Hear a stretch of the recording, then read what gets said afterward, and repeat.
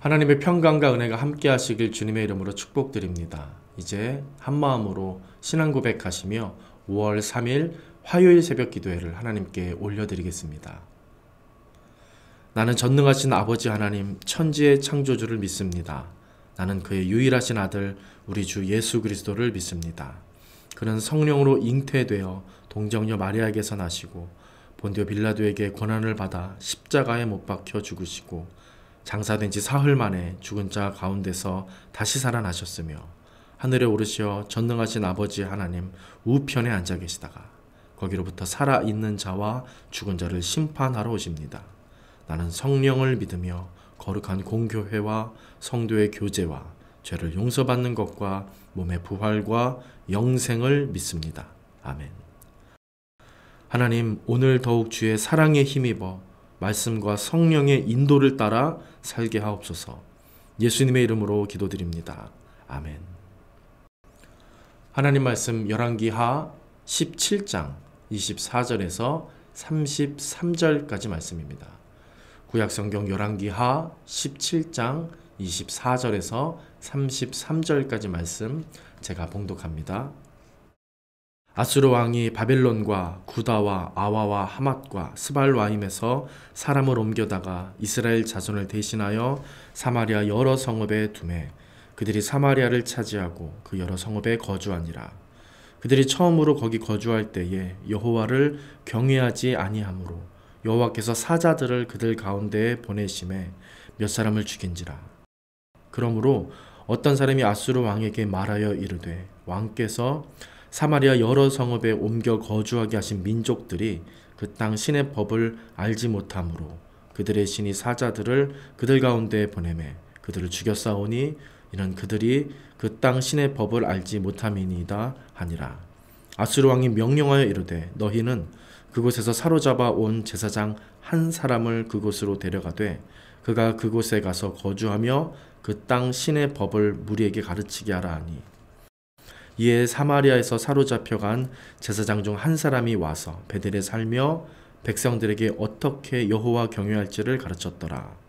그러나 각 민족이 각기 자기의 신상들을 만들어 사마리아 사람이 지은 여러 산당들에 두되 각 민족이 자기들이 거주한 성읍에서 그렇게 하여 바벨론 사람들은 숫꽃 분옷을 만들었고 굿 사람들은 네르가를 만들었고 하맛 사람들은 아시마를 만들었고 아와 사람들은 니파스와 다르닥을 만들었고 스발와임 사람들은 그 자녀를 불살라 그들의 신 아드람멜락과 아남멜락에게 드렸으며 그들이 또 여호와를 경외하여 자기 중에서 사람을 산당의 제사장으로 택하여 그 산당들에서 자기를 위하여 제사를 드리게 하니라. 이와 같이 그들이 여호와도 경외하고 또한 어디서부터 옮겨왔든지 그 민족의 풍속대로 자기의 신들도 섬겼더라. 다시 한번 말씀을 천천히 읽으시면서 개인적으로 조금 더 깊이 있게 묵상하는 시간을 갖도록 하겠습니다.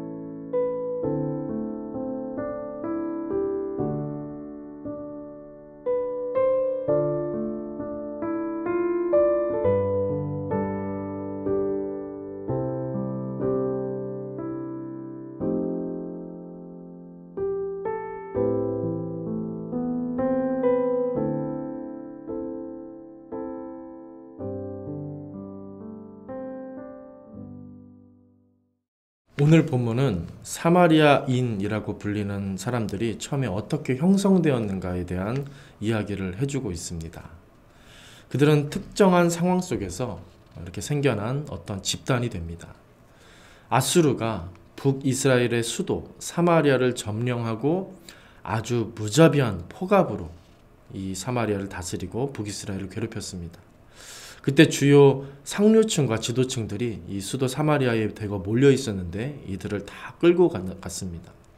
그리고 그 대신 오늘 본문에서도 소개되는 것처럼 이 지역에 바벨론과 구다와 아와와 하맛과 스발와임에서 사람들을 옮겨다가 이 사마리아 지역에서 이주해서 살도록 한 것입니다. 이것이 그 유명한 사마리아 지역 혼혈 정책이 됩니다. 이 일로 인해 사마리아 사람들은 정통 유대인이 아닌 혈통의 어떤 특정인이 되었고, 이때부터 유대인들은 사마리아인이라고 하면 이방인보다도 더 더럽고 나쁜 존재들로 여기면서 멸시하게 됩니다. 그리고 계속 본문을 보시면 이곳에 이주해온 사람들에게 아주 무서운 일이 벌어지게 되는데, 어떤 일이냐면 25절에 보니까 여호와를 경외하지 아니함으로 여호와께서 사자들을 보내어 몇 사람을 죽이셨다, 이런 말이 나옵니다. 이 부분이 사실 조금 의아하게 느껴질 수 있습니다. 이 사람들이 이주해 와서 여호와를 몰랐을 거고, 그래서 여호와를 경외하지 못한 것인데 왜 하나님은 이들을 이렇게 잔인하게 죽이신 것일까, 그런 생각이 들 수도 있겠습니다. 아마도 우리가 당시 고대 사회를 배경으로 생각할 때 이 부분에서 추측할 수 있는 것은 이 이주해온 이방 사람들이 단순히 여호와를 믿지 않고 섬기지 않았다라는 게 아니라 경외하지 않았다. 그러니까 하나님을 의식하지 않고 하나님을 두려워하지 않고 자기 마음대로 행동했다라는 것을 좀 우리가 생각해 볼 수 있습니다. 자기들의 신을 섬기고 사마리아에 있는 여호와의 어떤 그 신앙적인 상징물들을 더럽히거나 훼손하는 그런 함부로 행하는 일들을 아마 이들이 했던 것으로 추측해 볼 수 있습니다. 그렇게 멸시하는 행동을 했기 때문에 하나님의 분노를 샀고 이에 본보기로 사자를 보내 하나님께서 그렇게 진노를 표출하시지 않았을까, 그렇게 우리가 좀 생각해 볼 수 있게 되는 것입니다. 그리고 이 일은 아주 큰 이슈가 되어서 아수르 왕에게까지 보고가 됩니다. 그래서 26절에서 28절까지를 보니까 아수르 왕은 사마리아에 거주했던 사람들에게 물어서 그 땅에서 하나님을 어떻게 예배하고 섬겨야 하는지를 자문을 구했고, 그 한 방법을 어떻게 합니까? 그곳에서 끌려왔던 한 제사장을 그곳으로 다시 파견하는, 그래서 하나님을 여호와를 어떻게 섬겨야 될지를 그 이주민들로부터 이렇게 배우도록 하는 정책을 펼칩니다. 그런데 29절 이하에 보니까 이 이주민들이 그대로 하지 않고 어떻게 합니까? 각자 자기가 섬기는 우상 신상을 만들어서 사마리아 사람들이 지은 산당들에 각기 두어 섬겼다, 그렇게 말합니다. 그러면서 뭐라고 평가하냐면 그들이 여호와를 경외하였는데 또 그 민족의 풍속대로 자기의 신들도 섬겼다, 이 두 가지를 했다라고 본문이 말하며 끝을 맺습니다. 그리고 오늘 본문은 아니지만 바로 다음에 나오는 34절에서 이 모든 상황을 명확하게 말해주는 내용이 나와서 좀 읽어드리겠습니다. 그들이 오늘까지 이전 풍속대로 행하여 여호와를 경외하지 아니하며 또 여호와께서 이스라엘이라 이름을 주신 야곱의 자손에게 명령하신 율례와 법도와 율법과 계명을 준행하지 아니하는도다, 그렇게 34절에서 말합니다. 무슨 말입니까? 여호와도 경외하고 자기들의 신도 우상도 섬겼다라는 것은 결국 여호와를 경외하지 않았다, 여호와를 멸시한 것이다, 그런 뜻이 된다고 성경은 말하고 있는 것입니다. 그래서 더 아래로 내려가 38절과 39절을 보시면 하나님은 그들에게 기회를 주시며 다시 이렇게 말씀하십니다. 다른 신을 경외하지 말고 오직 하나님 여호와만 경외해라, 그렇게 말씀하시는 장면이 나옵니다. 하지만 이곳 사마리아에 와서 살게 된 사람들은 어떻게 됐다고 하냐면 자자손손 그들 조상이 행하던 대로 똑같이 여호와도 섬기고 우상도 섬기는 일을 산당에서 계속했다, 그렇게 말하면서 17장 전체가 끝이 납니다. 오늘 이 본문은 사마리아 지역에 해당되는 내용이지만 사실 열왕기서 전체를 놓고 볼 때 이 주제는 계속해서 흐르고 있었습니다. 그 열왕기의 역사 속에서 이스라엘 사람들은 줄곧 어떻게 했습니까? 하나님도 섬기고 우상도 섬기는 일을 서슴지 않고 계속해서 행해왔던 것입니다. 그래서 이 시기에 선지자들이 많이 활동을 했었고요. 그들은 한결같이 무엇을 외쳤냐면 여호와 하나님만 섬기는 신앙을 회복해라. 여호와 하나님만 섬겨라. 이것을 계속해서 동일하게 외쳤던 것입니다. 그런 신앙만이 참된 신앙이고 하나님께서 받으시는 신앙이 되기 때문입니다. 여호와도 우상도 함께 섬기는 신앙은 아예 없는 신앙과 다를 게 없고 오히려 무신앙보다 더 전도하고 선교하기 어려운 위험한 지경에 다다르게 되는 것입니다. 오늘 본문은 사마리아인들이 어떻게 혼혈족이 되었는지의 첫 시작을 알려주지만 성경은 거기에 포커스를 두고 있지 않습니다. 그때부터 종교가 혼합되었다는 사실에 집중하고 있는 것입니다. 그때부터 더욱 여호와 신앙이 퇴색되고 영 잘못된 길로 가게 되었음을 강조하고 있습니다.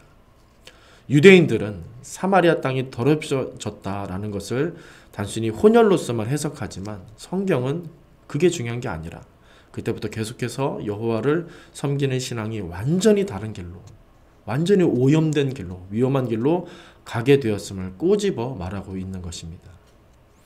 지금 우리는 성경도 열심히 읽고 예배도 잘 드리고 기도도 하고 찬양도 하고 나름대로 열심히 하나님을 섬기며 믿음으로 살고 있다고 생각할 때가 있지만 어쩌면 우리는 눈에 보기에만 그렇게 신앙생활을 잘하고 있는 것은 아닐까. 오늘 말씀을 통해 우리는 되돌아봐야 하는 것입니다. 우리는 진정 하나님 나라의 가치를 붙잡고 세상 현실 속에서 살아가고 있는지, 우리는 진정 하나님 말씀에 순종하며 하나님을 중심으로 참되게 하나님 경외하며 섬기고 살고 있는지, 세상 모든 일들과 현상들 속에서 하나님 바라볼 줄 아는지, 하나님만 섬기고 하나님 두려워하며 경외하며 그렇게 살고 있는지 우리는 다시 새롭게 겸허하게 돌아봐야만 할 줄로 믿습니다. 오늘 본문에서 아수르의 왕은 사마리아 땅의 이주민들을 잘 정착시키기 위해서 하나님도 섬기고자 했습니다. 마치 어느 종교의 신들처럼 그렇게 하나님을 대한 것입니다. 하지만 하나님은 유일하게 살아계셔서 우리에게 말씀하시며 우리를 구원하시는 참 여호와가 되십니다.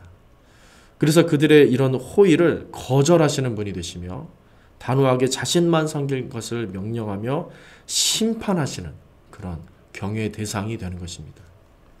이 명령은 그 누구에게도 예외가 없습니다. 아브라함, 야곱, 모세와 여호수아 그리고 다윗과 솔로몬과 같은 위대한 이스라엘의 인물들에게도 똑같이 적용되고 요구되었었습니다. 그러므로 하나님은 우리를 보시며 이와 같이 영원한 말씀으로서 오늘 조금의 타협도 없이 말씀하고 계신 것입니다. 오직 경외하며 섬길 분은 여호와 하나님이시며 오직 그분이 우리를 죄에서 구원하시며 영원한 나라의 평강과 은혜를 실제적으로 주시는 분이 되신다고 우리에게 동일하게 영원한 말씀으로서 우리에게 명령하시며 그렇게 요청하고 계신 것입니다. 이 명령에 순전히 아멘하시며 기쁨으로 예배하는 삶을 저와 여러분 모두가 살 수 있게 되시기를 주님의 이름으로 간절히 축원드립니다. 하나님 우리를 긍휼히 여기사 오늘도 말씀 앞에 서게 하시고 기도의 자리에 나오게 하시며 예배자로 살 수 있도록 인도해 주시니 감사드립니다.